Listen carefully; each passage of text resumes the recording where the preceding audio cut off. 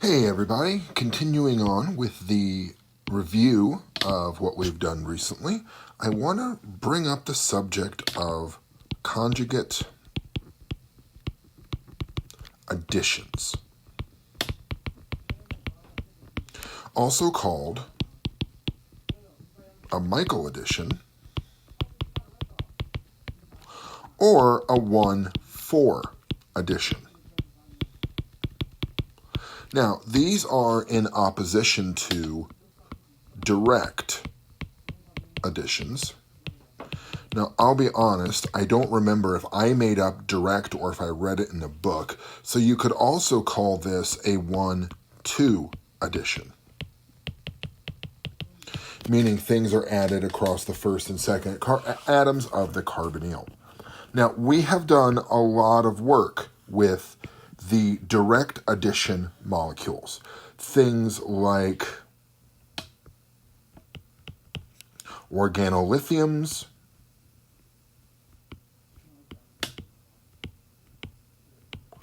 Grignards,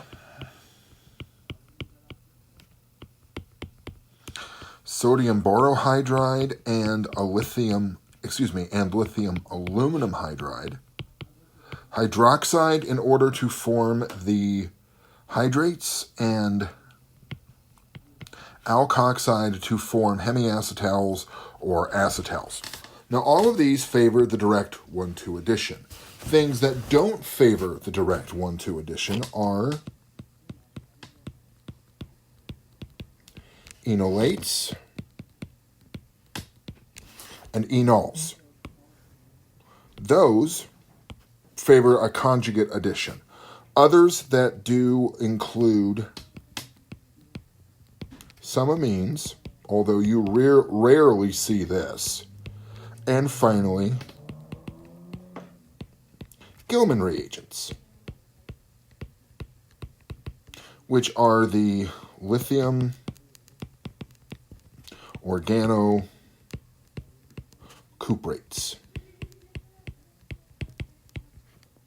And an example structure of a Gilman reagent would be something like this.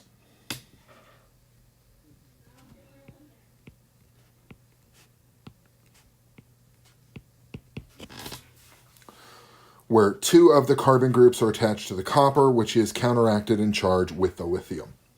We're not going to spend a whole lot of time over here because this is stuff we've done extensively in the past. Instead, I want to do some more work on the conjugate addition.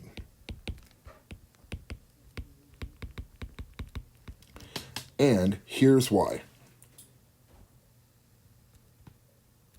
I want us to think about this alpha-beta unsaturated carbonyl. This is one form of it, but it is a conjugate form. And in case you're wondering what the difference between a conjugate form and a resonance form is, it's mostly technicality. Mainly, resonance happens when you have a charge, conjugation happens when there's no charge, and even in the new conjugate structure for this molecule, there is a net neutral charge. And so the hybrid here would look like this. Although, to be perfectly honest with you, there is very little difference between a conjugate form and a resonance form. It's mostly how pedantic is the person that you're talking to. Now, because of this conjugate form, there are two sites that can be nucleophilically attacked. Here and there. Oh, whoops, not there, sorry. Just seeing who was paying attention. Clearly I wasn't. And here. This side where it goes right after the carbonyl carbon, that is the direct, or 1-2. If the nucleophile goes after the enolate carbon, then it is a 1-4 Michael or conjugate. addition. So let's see how some of these conjugate additions work. Let's take a look at a few of them. So I'm going to go with the basic one here. I kind of like this one.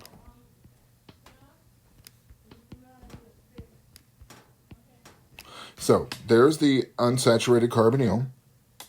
And now let's bring this enolate in.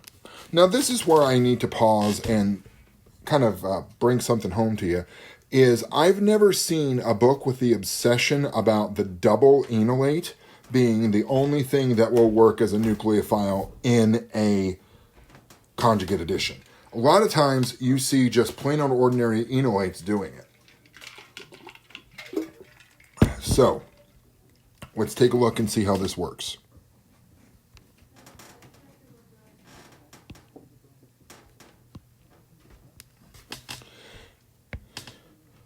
One, two, three, four. One is reform the carbon-oxygen pi bond on the enolate. Two is have the terminal enolate carbon attack the beta carbon from the carbonyl. Three is breaking open that carbon-carbon pi bond and placing it between the carbon and the sp2 hybridized carbon of the carbonyl, and then finally breaking open the carbon-oxygen pi bond. Your intermediate will look like this. Now, folks, I'll go ahead and warn you of this. This is the point where it can become very easy to lose points because you forget to put in a carbon. So, big rule here, important rule. Count your carbons.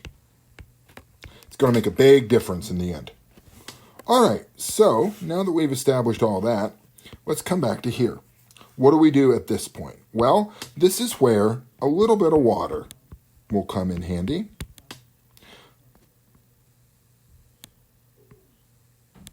And what you get is this. You protonate that oxygen, so now instead of an enolate, you have an enol.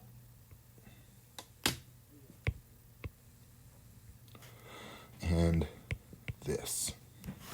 Now not add anything, let tautomerism do its duty, and you go from the enol back to the ketone. Ta-da! That's all there is to it, folks. These really aren't that difficult to do as long as you remember that the enolates do a 1,4 addition. Now, I want to bring something up because I've gotten some questions on this. Let's look at the whole reaction again.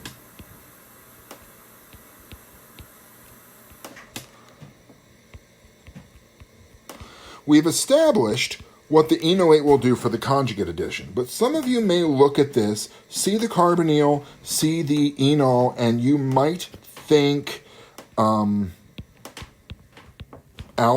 addition or condensation.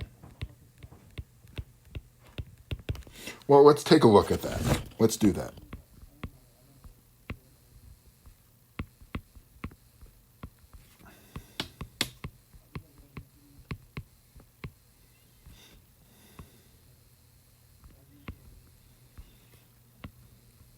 So what we would have would look like this.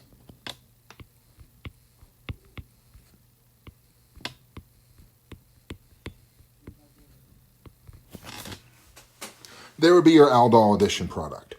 Why isn't this favored? Decent question. The reason this isn't favored is the enolate can interact with the beta carbon more efficiently. There's something, if you've taken an organic, you've heard of this hard, soft, acid, base theory.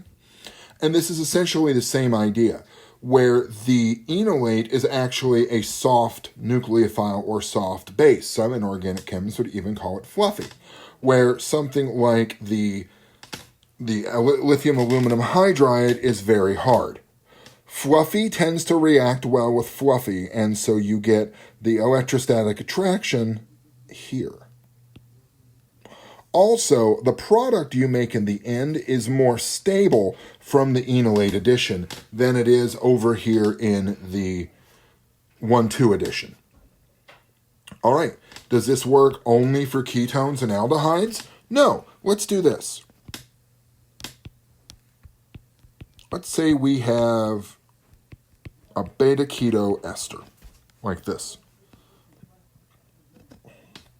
And we're going to react it with acrolein. All right, so we have a base. Remember, whenever you're using the esters, you have to have the base that matches the alcoholic portion of the ester. So we do this. We wind up here. Dr. Weigel, yeah? Could we instead do have the enolate go through the ketone? Sure can. Doesn't really matter. We don't know which one it is at any given time. So now we're here. This reforms the pi bond, tacks that carbon, pushes that over, and you wind up here.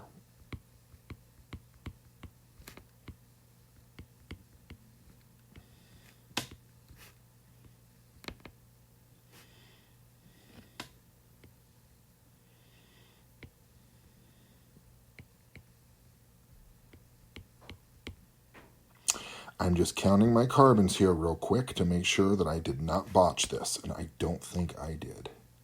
So now we're here, add a little hydrogen, and you get here.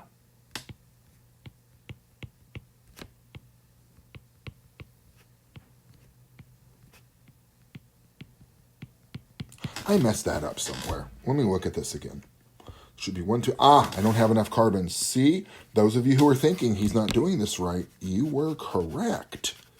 I was just seeing who was paying attention. So instead, we're here. Sorry about that, ladies and gentlemen. I knew something was wrong from the minute I did it.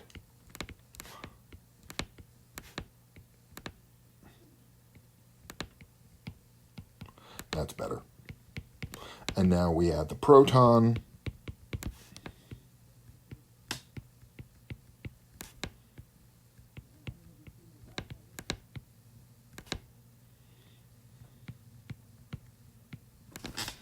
And we're here. And I'm out of time. So we're going to come back. I think we got one more video left in this, and we're going to look at some more examples of conjugate addition and some of the fun things you can do when it's done. All right, I'll talk to you really soon. Stay healthy, stay hydrated.